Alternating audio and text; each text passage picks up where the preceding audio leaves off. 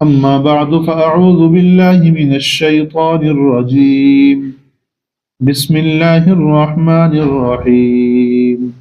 قل للذين كفروا فرما دیجئے ان لوگوں کو جنہوں نے کفر کیا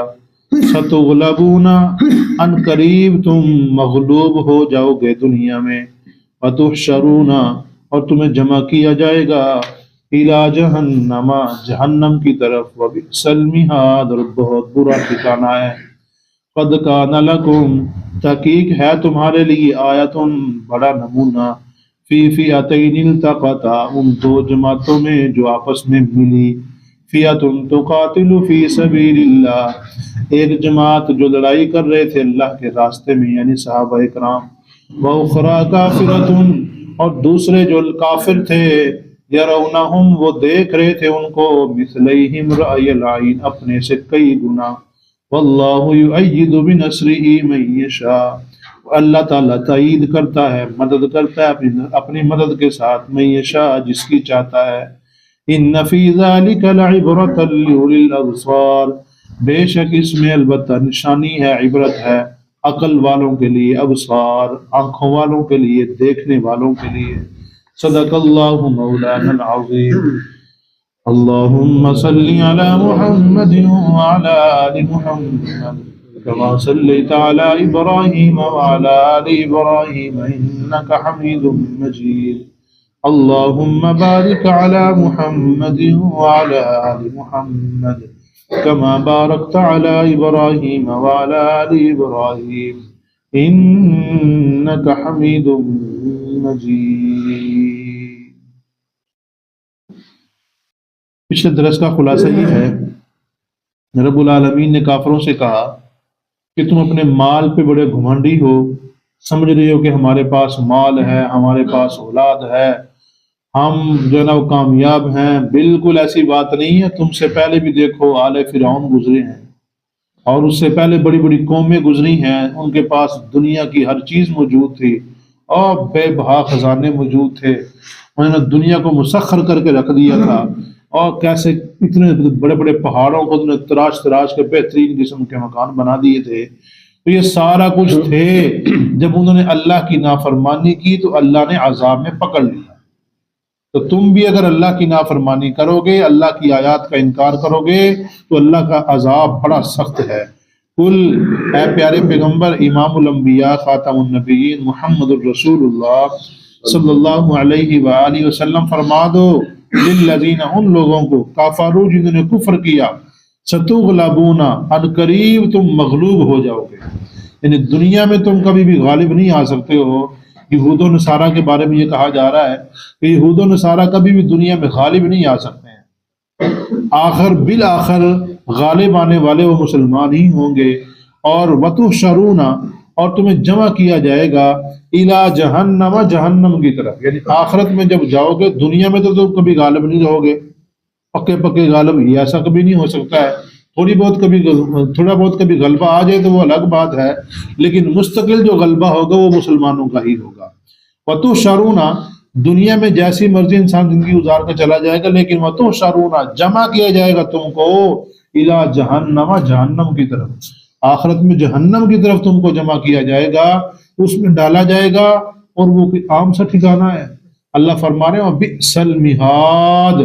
بہت برا ہے وہ ٹھکانہ، بہت برا ٹھکانہ ہے۔ جس کو اللہ بہت برا کہہ رہے ہیں کتنا برا ہوگا، کتنا برا وہ ٹھکانہ ہوگا۔ اللہ ہم سب کو اس سے بچا کے رکھے۔ یعنی کافر لوگ جو اللہ تعالیٰ کی آیات کا انکار کرتے ہیں، ان لوگوں کے لیے رب العالمین نے جہنم کو ان کا ٹھکانہ بنا کے رکھا ہوا ہے۔ وہ جب آخرت میں جائیں گے جہنم ان کو نصیب ہوگی۔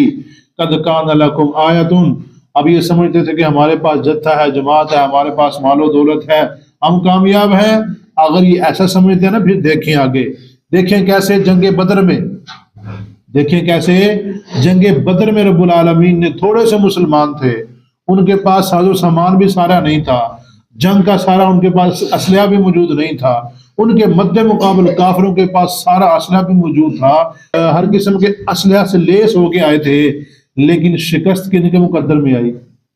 کافروں کے مقدر میں آئی اور فتح مسلمانوں کے مقدر میں رہی۔ اس لیے کافروں سے کہا جا رہا ہے کبھی یہ ذہن میں نہ لے کے آنا کہ تمہارے پاس مال ہے، یہ ہے، وہ کچھ بھی نہیں تمہارے پاس۔ تو قد کان لکم، تحقیق ہے تمہارے لیے، آیتم، ایک بڑی نشانی، بڑا نمونہ، فی فئتین التقطا، دو جماعتوں میں جو آپس میں جنگ بدر کی لڑائی میں ملے۔ جنگ بدر میں جو لڑائی ہوئی، مسلمان 313، کتنے؟ صرف 313، اور کافر کتنے تھے؟ 1000 کے لگ بھگ، 1000 کے لگ بھگ کافر تھے، اور کافروں کے پاس مکمل اسلحہ موجود تھا، ان کے پاس زریں موجود تھی، تلواریں موجود تھی، ان کے پاس جانور موجود تھے، ہر چیز ان کے پاس موجود تھی، اور وہ رستے میں پھر گانے بجانے، اور جو عورتیں تھیں وہ بھی ان کو ساتھ لے کے آ رہے تھے۔ وہ جہاں مرضی بیٹھتے، وہ جانوروں کو 10 اونٹ روز ذبح کیا کرتے تھے،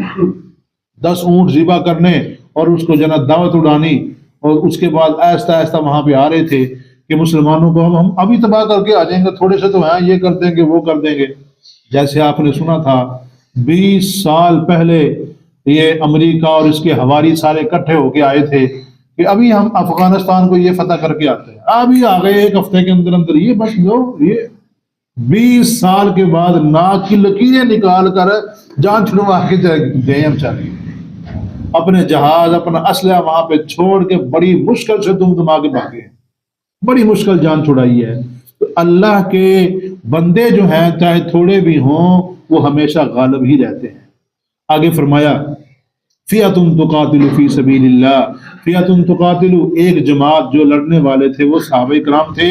فی سبیل اللہ، اللہ کے راستے میں، یعنی وہ صرف اللہ کے لیے لڑنے والے تھے۔ وَأُخْرَىٰ کافرۃ، اور دوسری جماعت کافروں کی تھی، یرونہم مثلیہم رأی العین، یرونہم، وہ دیکھ رہے تھے کافر، ہم اپنے آپ کو، مثلیہم، 2 گنا، یعنی مثلیہم کئی گنا، رأی العین، ظاہری آنکھوں سے، بظاہر،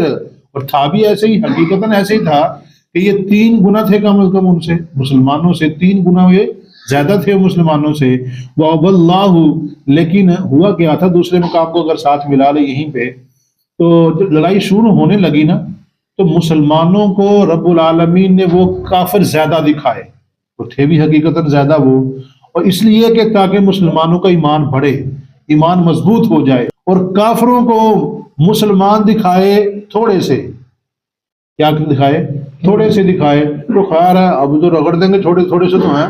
مسئلہ ہی نہیں ہے۔ یعنی اللہ ان کی لڑائی آپس میں کروانا چاہتا تھا، ایمان والوں کا ایمان بڑھانا چاہتا تھا کہ اب یہاں پہ اللہ ہی ہے بچائے گا،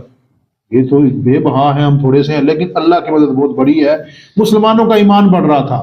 اور جو کافر تھے وہ مسلمانوں کو تھوڑا دیکھ کے وہ بھی جوش میں آ رہے تھے، ہاں خیر ہے ایسے کر دیں گے، وہ کر دیں گے۔ لیکن جو یہ لڑائی شروع ہوئی تو مسلمانوں کو کافر تھوڑے نظر آنا شروع ہوئے، حتیٰ کہ حدیث میں آتا ہے صحابہ کرام 2 آپس میں جو وہاں پہ جنگ میں شریک تھے، ایک کہہ رہا تھا 70 کے لگ بھگ بندے ہیں بس، کتنے؟ 70 کے، اور تھے کتنے؟ 1000، اور یہ کہتا نہیں 100 کے لگ بھگ سے لگ رہے ہیں۔ حساب لگائیں، اللہ نے کیسا ان کو تھوڑا کر کے دکھا دیا، اور کافروں کو مسلمان زیادہ کر کے دکھا دیے۔ کافر سمجھ رہے تھے پتہ نہیں تھوڑے تھے، کہاں سے اتنے سارے آ گئے، اور تھا بھی معاملہ ایسے ہی، رب العالمین نے 3000 فرشتے بھیج دیے تھے۔ مسلمان کہتے تھے کہ ہم جاتے تھے، تلوار ابھی ہماری اٹھتی تھی، بندے کی گردن اتر کے سائڈ پہ گرتی تھی، یعنی اللہ کی مدد وہاں پہ پہنچ چکی تھی۔ اور صحابہ کرام وہاں جو جنگ بدر میں شریک تھے وہ کہتے تھے کہ ہم وہاں پہ ایسے ایسے بندے دیکھ رہے تھے جو ہماری طرف سے لڑ رہے تھے، ہم نے کبھی آج تک ان کو دیکھا ہی نہیں تھا۔ تو مطلب یہ کہ واللہ یؤید، اللہ تعالیٰ مدد کرتا ہے، تائید کرتا ہے، بنصری، اپنی مدد کے ساتھ، من یشاء، جس کی چاہتا ہے۔ تو جنگ بدر کو دیکھ لو، کافروں اپنے آپ کے اوپر گھمنڈ نہ کرو، یہ نہ سمجھو کہ ہمارے پاس مال و دولت ہے، ہمارے پاس بڑا کچھ ہے، یہ سارا کچھ اللہ کے سامنے کچھ بھی نہیں ہے۔ جس کے ساتھ اللہ کی مدد آ گئی وہی انسان کامیاب ہوتا ہے۔ ان فی ذلک لعبرۃ، بے شک اس میں البتہ نشانی ہے، لأولی الابصار، آنکھوں والوں کے لیے، دیکھنے والوں کے لیے، گویا کہ عقل والوں کے لیے اس میں نشانیاں ہی نشانیاں ہیں۔ یعنی مال و دولت کچھ بھی نہیں ہے، سب کچھ اللہ کی مدد اور نصرت کے ساتھ ہوتا ہے۔ جس کے ساتھ اللہ کی مدد ہوگی وہ انسان کامیاب ہوگا، جس کے ساتھ اللہ کی مدد نہ ہو وہ جتنا مرضی مال و اسباب کے ساتھ جو ہے نا وہ لیس ہو، اس کے پاس ہر چیز کا مال و جو ہے نا مال ہو، اولاد ہو، اور سارا کچھ اس کے پاس، فوجیں ہوں، سب کچھ وہ ناکام ہو سکتے ہیں۔ جس کے ساتھ اللہ کی مدد ہو وہ ہمیشہ کامیاب رہتا ہے۔ اللہ پاک صلی اللہ علیہ وسلم۔